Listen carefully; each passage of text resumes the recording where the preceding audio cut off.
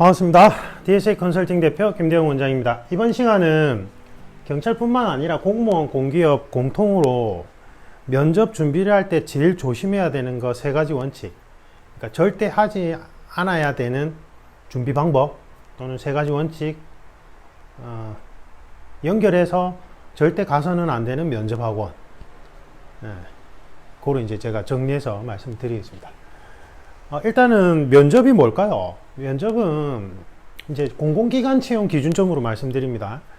면접이란 건 당신은 누군데 이거예요. 넌 누구냐?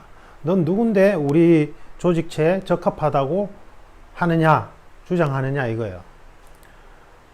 그러면 이 사람이 어떻게 살아왔고 어떻게 살아갈 건지에 대해서 궁금하겠죠. 우리는 어떤 삶을 살아갈 때 자신의 가치 기준점으로 행동을 정합니다. 맞아요? 내가 어떤 행동을 정해야 되는 순간이 있잖아요. 그때 자신의 가치 기준점으로 정해요. 그게 인생관이라는 거예요. 내가 인생관, 내가 인생의 가치 기준점을 어떻게 설정하는가에 따라서 내가 진행하는 인생의 방향이 다 달라져요. 그리고 그 인생의 가치관이란 건 본인의 성장 배경에서 도출됩니다. 그러니까 성장 배경 할 때 부모님 아래 무슨 자녀 아래서 이게 있잖아요. 전형적인 스피치 학원식 답변. 그러니까 성장 배경 그렇게 답변이 들어가면 안 돼요. 그러니까 성장 배경상 나는 어떠한 가치 기준점을 형성하게 되었고 그렇게 형성한 가치 기준점으로 어떻게 살아갈 건지에 대해서 이야기하는 게 면접 시험. 이거는 그러니까 면접 시험은 성격이 본인의 가치 철학에 관한 질문들이에요. 스피치 시험이 아니에요. 스피치 시험이. 그러니까 스피치 학원을 가는 분들은 어떤 거냐면 내가 지금 야구 구단에 가서 야구 테스트를 해야 되는데 야구 방망이 만드는 공장에 가서 야구 방망이 만드는 전문가한테 야구를 배우겠다. 이거하고 똑같은 거예요. 스피치란 건 면접 테스트를 진행하기 위한 도구에 불과해요. 말로 체크한다고요. 합숙 면접은 이 사람의 행동 양식을 관찰하면서 면접을 체크하는 거예요. 맞아요? 가만히 앉아서 답변하는 건 이 사람의 말을 통해서, 말의 내용을 통해서 이걸 체크하는 거고요. 그러니까 스피치 학원은 기본적으로 면접하고 아무 관계가 없어요. 근데 스피치 학원으로 많이 가잖아요. 이게 웅변 학원이 안 되니까 이제 스피치 학원으로 갈아타면서 스피치 학원이 면접을 빨리 진행을 했었거든요. 그러니까 나는 말을 잘 못하니까 말만 잘하면 잘 될 거야. 이렇게 문의 오시는 분이 많아요. 역으로 얘기하면 저는 말을 아주 잘하는데 면접에서 계속 떨어져요. 왜 그렇죠? 이래요. 이걸 얘기 안 하니까 그렇죠. 이 시험은 말하는 테스트 시험이 아니라 말이라는 도구를 가지고 자신의 인생의 가치 기준점을 설명하는 시험이에요. 거기에 대해서 주장하고 근거를 가지고 이야기하는 시험이라고요. 근데 자신의 가치 기준점도 명료하지 않아.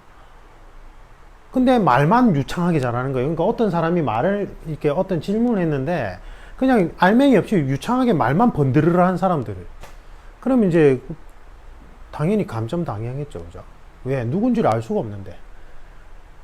그런 경우가 태반이에요. 제가 이제 전국 각지에서 내가 왜 도대체 떨어졌는지 모르겠다 이러면서 문의 오시는 분들이 정말 많거든요. 근데 그런 케이스가 있어요. 저는 말을 정말 잘하는데 왜 떨어졌는지 모르겠어요. 이게 이제 성립이 안 됐어요. 우리나라 교육 체계상 자신이 어떻게 살아왔고 어떻게 살아갈 건지에 대한 어떤 그런 교육이 아니에요. 그죠? 그래서 제가 20대, 30대, 40대, 50대까지 코칭을 해보면 본인의 가치 기준점이 명료하지 않은 경우가 거의 태반이에요. 그래서 제가 온라인 코칭이든 오프라인 1대1 코칭이든 밀접 코칭반이든 코칭을 할 때는 저는 코칭 수업을 하잖아요. 이론은 영상으로 대처를 하고 코칭 수업을 하는데 제가 하는 역할은 여러분들이 어떻게 살아왔고 어떻게 살아갈 건지에 대한 가치 기준점이 머릿속에 둥둥 떠다닌 걸 이렇게 정립하고 표현할 수 있게끔 도와드리는 역할을 하는 거예요. 그게 코칭이에요, 코칭. 근데 어떻게 합니까? 대형 면접학원에 가시면 강사 한 명이 그쪽 직렬 출신이란 것 이제 마케팅으로 딱 내세우고 국어 선생님이나 스피치 강사들 땜빵식으로 보조 강사로 넣어가지고 박리다매식으로 많이 모아놓고 하잖아요. 이거 도출 못해요. 제가 고시학원과 총괄하면서 그 시스템의 한계성을 느껴서 도저히 안 되겠더라고요. 프로그램 변형했는데도 안 돼요. 그 수익 구조가 안 맞아요. 이걸 테스트하는 시험. 그 다음에 성향에 대해서 테스트하는 시험. 그러니까 어떤 성향을 가지고 있느냐. 인간관계론을 맺었을 때, 우리는 혼자는 못 살잖아요. 그럼 여러 사람들하고 같이 살아갈 때, 이 사람과 부대끼면서 사람들 사이에서 이제 갈등도 일어나고, 뭐 이렇게 하는데, 그때 이 사람의 성향이 어떠냐. 그러니까 어떠한 성향으로 사람을 대하느냐. 이게 이제 주요한 포인트 지점이 돼요. 경찰 같으면은 개인 면접 파트에서 직무 적응성에서 이 성향을 체크해요. 성향을. 인품이라고도 하고 인성이라고도 하죠. 그죠? 그 다음에 이제 공안직에서 제일 중요한 거, 공공기관에서 제일 중요한 것 중에 하나가 자기 조절 능력에 관한 거예요. 그러니까 업무가 스트레스 강도가 높단 말이에요. 경찰이든 공무원이든 국정원이든 대통령 경호실이든. 그러면 그러한 가중된 스트레스 상황에서 자신만의 방법으로 어떻게 자신의 감정이나 행동을 조절하는가, 조절 능력에 대해서 체크를 해요. 이거는 뭐 대통령 경호실 같으면 압박 면접 코스가 있어요. 그래서 상대방을 심리적으로 압박을 넣어서 어떻게 자기가 조절하면서 그 상황에 대해서 이렇게 답변을 원활하게 진행하는지 체크할 수 있어요. 이게. 그 다음에 이거는 뭐 공공기관 상관없이 뭐 사기업이든 공공기관 면접이든 신입 공채에서 중요한 건 발전 가능성. 그러니까 발전 가능성이 있다는 사람은 어떤 문제가 터졌을 때 자기 자신에게 원인을 먼저 찾아요. 그래서 자기 자신으로부터 먼저 문제의 원인을 찾고 그 다음에 외부에서 원인을 찾아요. 그러니까 무슨 말이냐면 자기 합리화가 심한 사람들은 어떤 문제가 발생하면 자기한테서 원인을 안 찾아요. 그러면 발전 가능성이 없죠. 맞죠? 신입은 요것도 중요하게 체크를 합니다. 자, 요걸 기준점으로 제가 말씀드리는 거예요. 첫 번째, 외운 답변 절대 하면 안 됩니다. 제가 몇 년 동안 계속 너무 황당해가지고 이쪽에 이제 강의를 처음 시작하고 나서 5년, 6년, 7년 차 6년 차 진행하는 동안 제일 놀랬던 게 소위 말해서 뭐 부산이든 서울이든 서울의 노량진이든 뭐 각 광역도시별 뭐 대형 스피치 학원이나 아니면 그 뭐 경찰 학원이나 공무원 학원에서 그 유명한 데 있죠. 뭐 밀땡, 뭔땡 이런데 그런 데서 이제 면접 강의를 할 때 보면 대인원을 빨리 쳐내야 되니까 어떤 답안 틀을 제공해줘요. 정말 심한 데는 부산 같은 경우에는 어떻게 하냐면 나름 유명한 곳인데 어떤 답안 양식을 주고 거기에 가로를 비운 다음에 자기 단어를 넣으라고 해요. 그걸 외우라고 하는 거예요. 제가 거기 다니다가 이제 한 3번씩 떨어진 분들 코칭을 많이 해봤거든요. 이구동성으로 딱 와서 얘기를 하는 거 보면 답변이 다 틀이 갖춰져 있어요. 제 대본에 알아요. 제가 딱 답변을 한 2마디 듣다가 혹시 땡땡 스피치 학원 아니에요? 이러면 어떻게 하셨어요? 이래요. 제가 그걸 6년째인가? 계속. 이제는 제가 전국 각지에서 온라인 코칭으로 진행하잖아요. 그럼 도시별로 이 답변이 획일화된 거예요. 그래서 제가 혹시 그쪽 지역에 무슨 학원에 지금 다니거나 다니지 않았느냐 이러면 어떻게 하셨어요? 이래요. 전부 다 이기 때문에. 답변의 틀이 제공된 거예요. 그래야지만 많은 인원을 빨리 쳐낼 수 있어요. 그리고 퀄리티 있어 보이고. 근데 이게 어떤 감점 요인으로 들어가냐면 이걸 못 찾아요. 그러니까 생각해 보세요. 우리가 이 지문이란 게 사람마다 다 다르죠. 맞죠? 근데 똑같은 지문을 제공해 주는 거예요. 그럼 이 사람은 식별할 수가 없죠. 맞아요? 그러면 어떤 답변에서 우리가 이제 요거는 과학적 구성 원리에 해당되는 건데 경험 질문에서는 행동 패턴, 그 다음에 상황 설정 질문에서는 행동의 중고점이 사람마다 다 달라요. 이거는 우리의 지문처럼 다 다르다고요. 그 행동 양식이. 그런데 이거를 일정한 틀로 제공을 받아버리면 뭐 기출 족보든 무슨 이름 하에 어떤 틀을 제공받아버리면 획일성을 가지게 돼요. 답변의 획일성. 그래서 제가 그러면은 이 사람의 가치 기준점이 안 드러나니까 구별이 안 가는 거예요. 면접관 입장에서는. 어떤 경우도 있었냐면 부산에서 모 직렬에서는 수십 명이 똑같은 답변을 한 거예요. 수십 명이. 그 면접관들 다 기함을 했어요. 이게 도대체 어떻게 된 거냐고. 알고 보니까 땡땡 거기 다 출신인 거예요. 땡땡 특정 학원 출신이에요. 그 사람들이. 그래서 나온 기준이 뭔지 아세요? 면접학원 다녔느냐, 왜 다녔느냐, 이게 나와요. 면접관 입장에서는 구별이 안 가니까 환장하겠는 거예요. 진짜로.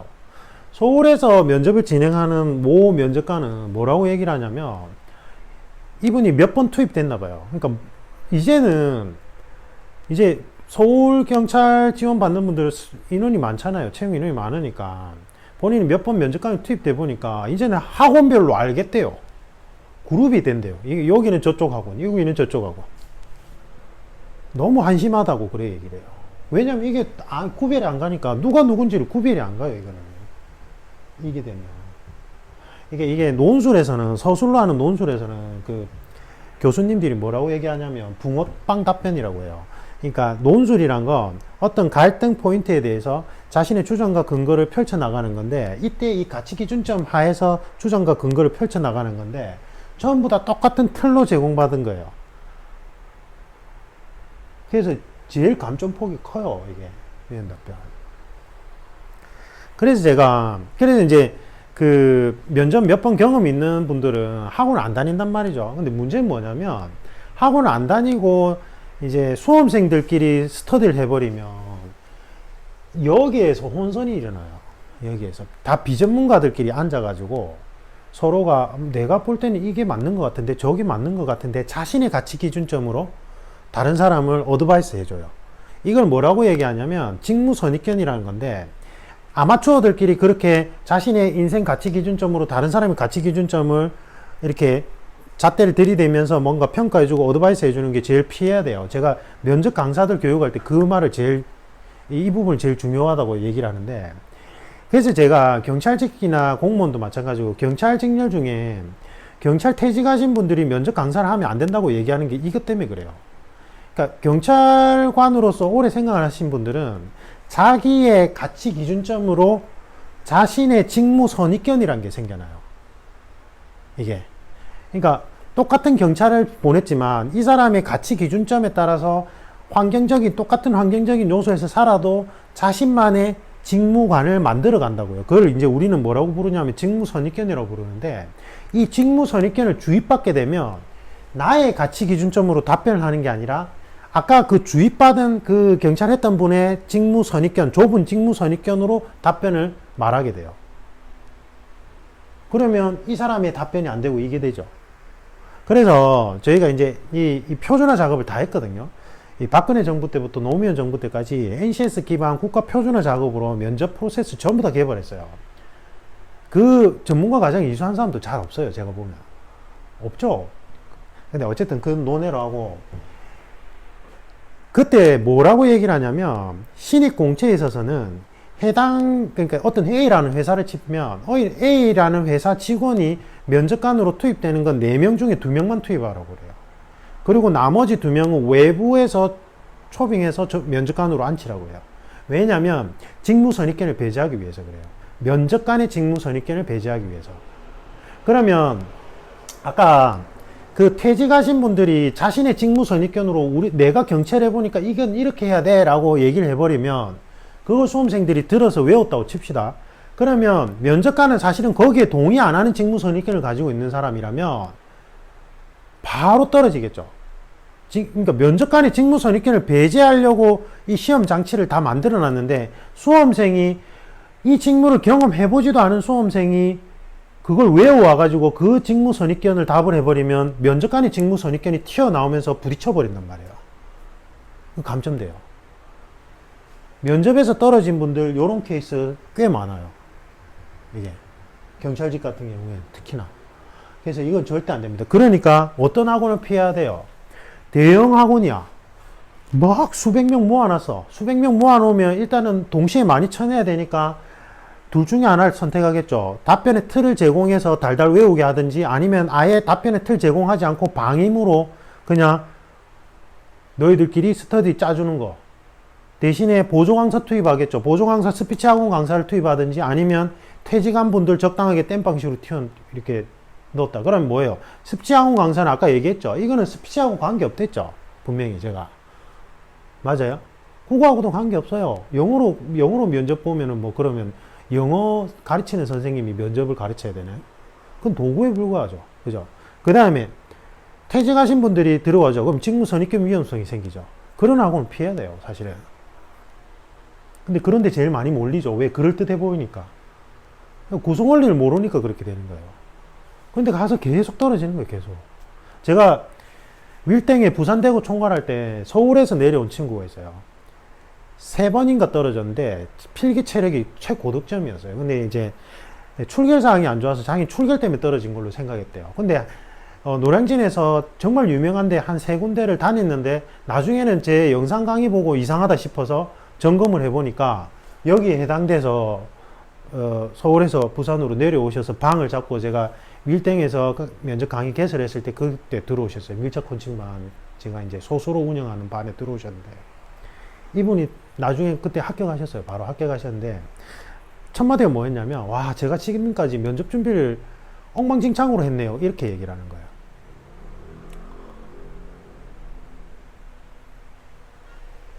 그 뒤로 이제 서울이나 경기권 이제 소개를 해서 계속 내려오셔가지고 방을 잡고 제가 이제 제 컨설팅사 오픈하고 나서도 이제 근처에 방을 잡고 내려오신 분들이 계셔서 제가 그렇게 하지 말고 1대1 온라인 오프라인 코칭, 온라인 코칭 활성화 해드릴 테니까 그걸 하시면 된다고 이제 제가 유도를 했는데 절대 안 돼요, 이거. 이게 제일 위험해요.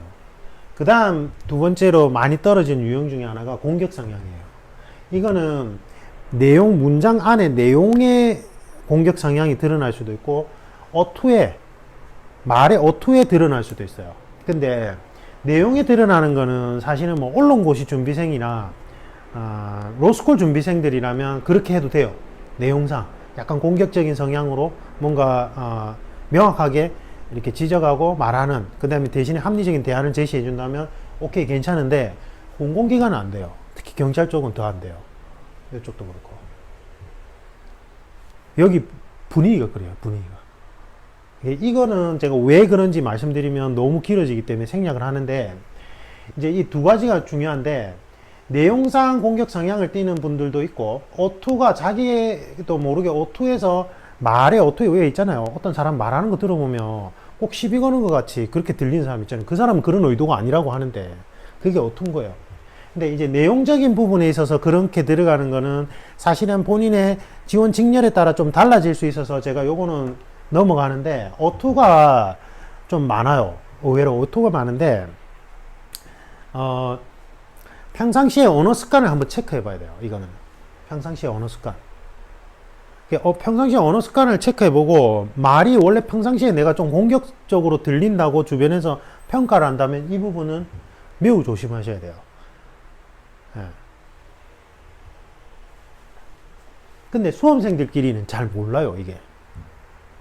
잘 몰라요. 잘 몰라요.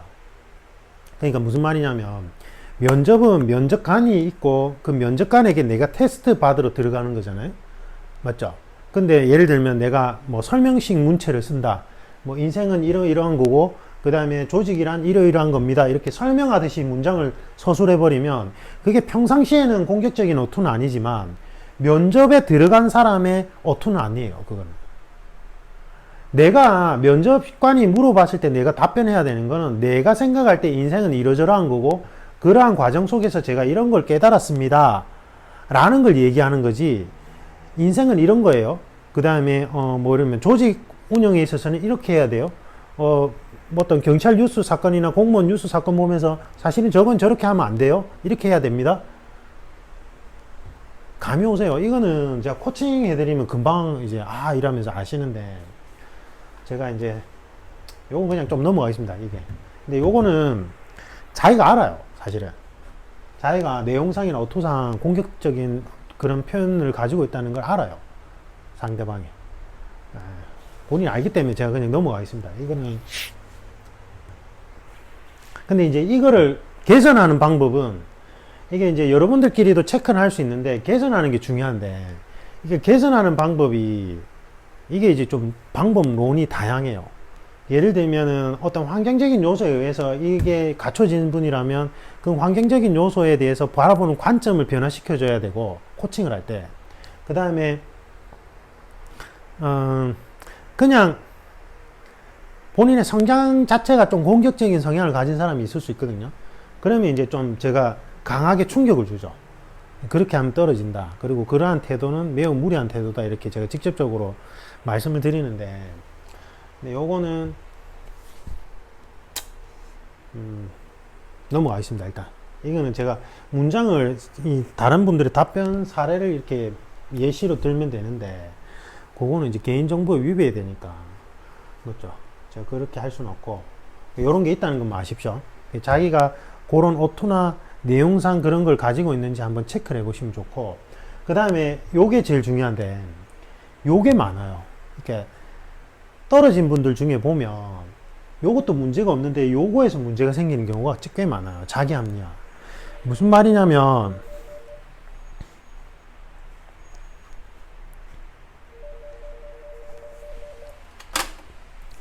어떤 문제가 발생했을 때,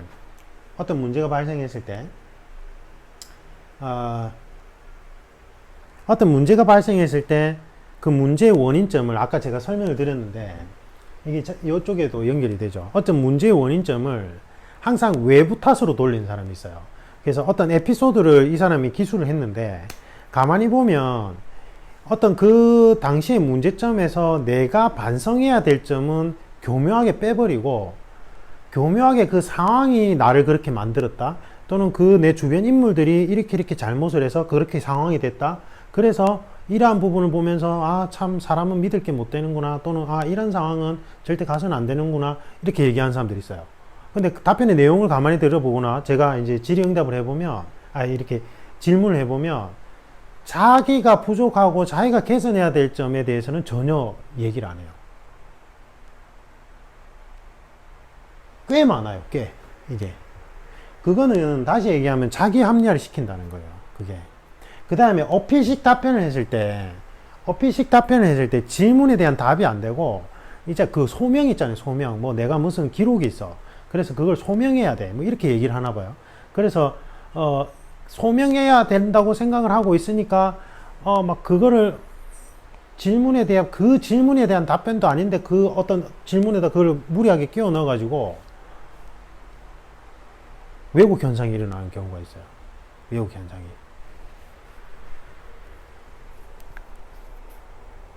그래서 요게 이제 없는 사람들은 답변이나 이제 상황 설정 질문에 답을 예를 들면 이런 거예요. 제가 이걸 자꾸 예를 들면 여러분들이 따라 할까봐 제가 예를 못 들겠는데, 예를 들면 뭐 상사가 부당한 지시를 시킨다, 또는 상사가 나에게 어떤 감정적인 태도로 나에게 무언가 압박을 가한다, 뭐 이렇게 했을 때 대다수의 사람들, 그 다음에 어떤 사람들이 이렇게 얘기하는 사람들이 있어요. 그게 이제 일단 참고 넘기는데 상사가 너무 심하게 도에 지나치면 내가 이렇게 행동하겠다, 이렇게 말하는 답변이 있고, 그 다음에 또 어떤 답변이 있냐면, 그런 경우라면 상사님이 뭔가 저에게 기분이 나쁘신 것 같고, 그 상황이. 그래서 제가 저의 어떤 행동 때문에 상사님이 그렇게 기분이 나쁘신 건지 일단 제 행동을 먼저 뒤돌아보겠습니다. 그리고 제 행동을 먼저 뒤돌아보고 제 행동에서 어떤 개선점을 먼저 찾아보고, 그 다음에 그 관계를 한번 회복하려고 노력하겠습니다, 이렇게 얘기하는 사람이 있어요. 그러니까 후자가 자기 합리화가 없는 사람이죠. 자기 합리화가 있는 사람들은 그 얘기를 안 해요. 일단 문제의 원인점은 나에게서부터 먼저 찾겠다는 말을 안 해요. 일단 나는 문제가 없을 거란 걸 전제로 깔고 답변을 막 구축하기 시작을 해요. 이건 예로 들어드린 거예요. 그 답변만 한다고 해서 자기 합리화가 있다 없다고 얘기를 하는 건 아닌데, 여러분들이 이해를 좀 돕기 편하게 하기 위해서 제가 이제 말씀을 드린 거고, 하여튼 답변의 내용을 보면 자기 합리화가 보이는 부분들이 있어요. 근데 이거는 여러분들끼리는 좀 파악하기가 힘들고 전문가한테 코칭을 받으셔야 돼요. 예. 요 두 가지가.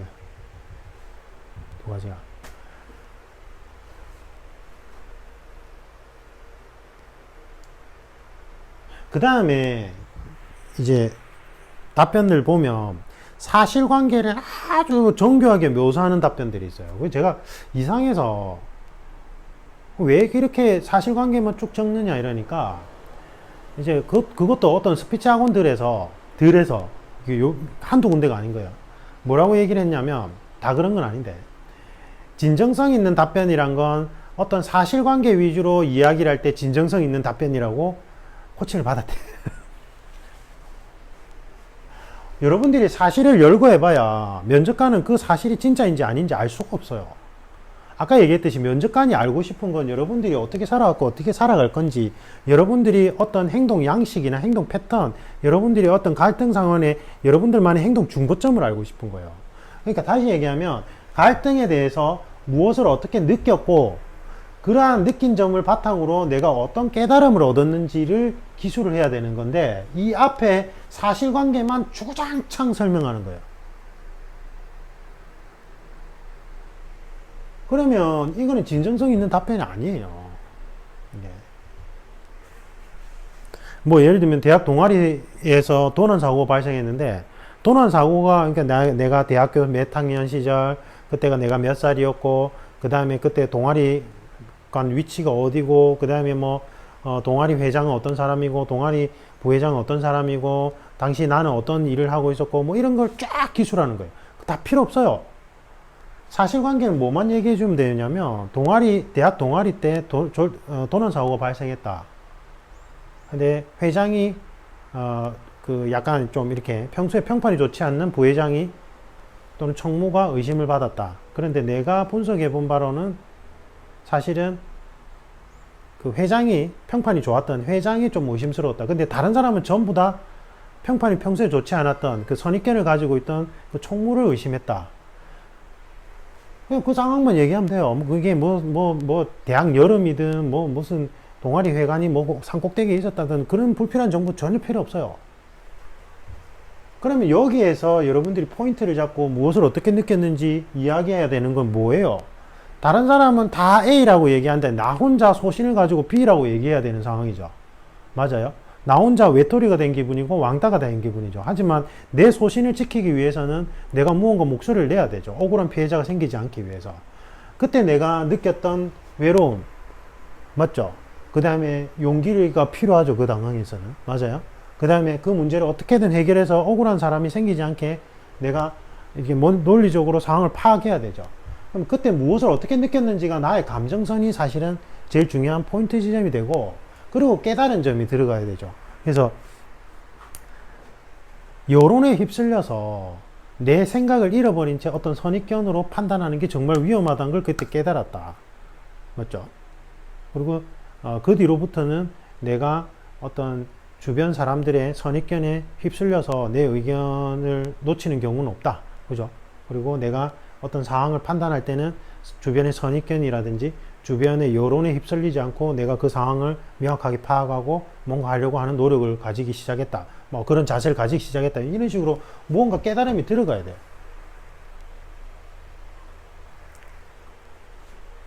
그래서 면접에서 여러분들이 면접 준비를 할 때 절대 이 유혹에서 벗어나야 돼요. 외운 답변 유혹. 여러분들이 이제 면접 시험 준비 일정이 촉박하다 보니까 여기에 대해서 뭔가 그런 걸 많이 느껴요. 필기 준비 자체가 또 외워서 시험을 치는 형태니까. 그래서 이제 자꾸 샘플을 보려고 하죠. 모범 답안 이런 거 보고. 근데 모범 답안을 보는 순간 여러분들은 그 모범 답안에 영향을 받게 돼 있어요. 그래서 제가 지금 계속 좀 추상적으로 설명을 드리는 건데, 구체적인 예시를 안 들고 진짜 그렇게 돼요. 그래서 제가 저희 수업 듣는 분들이 제가 밀착 코칭반도 소수로 진행하거든요. 7명, 12명, 17명, 17명까지는 안 가고, 그럼 이제 그룹으로 하든지 아니면 1대1로 하는데, 다른 사람 답변이 전부 다 다른 사람과 안 겹쳐요. 그래서 전에 부산 여경 채용 시험 435대 1인가? 역대 제일 경쟁률 높았을 때 2명 채용하는데 6명이 합격했거든요. 그 2명이 우리 면접반 듣던 2분이 그대로 합격했어요. 만약에 그 2분이 저한테 수업을 들었는데 똑같은 획일화된 답변을 주입받았다면 둘 중에 한 명만 붙었을 거예요. 둘 다 떨어지든지. 맞죠? 근데 서로 다른 답변이었던 거예요. 그러니까 이게 중요해요. 요거를 기준점으로 여러분들이 답변을 도출하시면 다른 사람과 답변이 절대 겹치지도 않고 따라하지도 않아요. 제가 주로 서울 경기권에서 내려오신 분들 코칭할 때 보면, 과제를 이제 그 밀착 코칭반 같은 경우에는 카페에 올리라고 하면 처음에 딱 뭐를 걱정하시냐면, 제가 만든 어떤 표현이나 제 문장을 다른 사람이 따라하면 어떡하죠? 이래요. 따라하는 사람이 망하는 거예요. 왜냐하면 이렇게 돼버리고 그때는 그 따라한 사람이 가치 기준점이 안 드러나니까 왜곡 현상도 일어나겠죠. 그죠? 답변마다. 그래서 그런 건 걱정 안 하셔도 돼요. 이거는 제가 좀 더 자세한 예를 들어드리고 싶은데 이게 개인정보가 연결되잖아요. 맞죠? 사례를 드는 순간 그래서 이거는 제가 나중에 우리 합격생분들 허락을 받아서 이렇게 예시로 들 수 있는 답변을 한번 다시 예시로 들면서 설명을 해드리겠습니다. 그때. 근데 일단 대충 어떤 말인지는 알아들었을 거라고 여러분들이 이해를 하셨을 거라고 생각합니다. 요거 세 가지 절대 하시면 안 됩니다. 아시겠죠? 이상입니다. 감사합니다.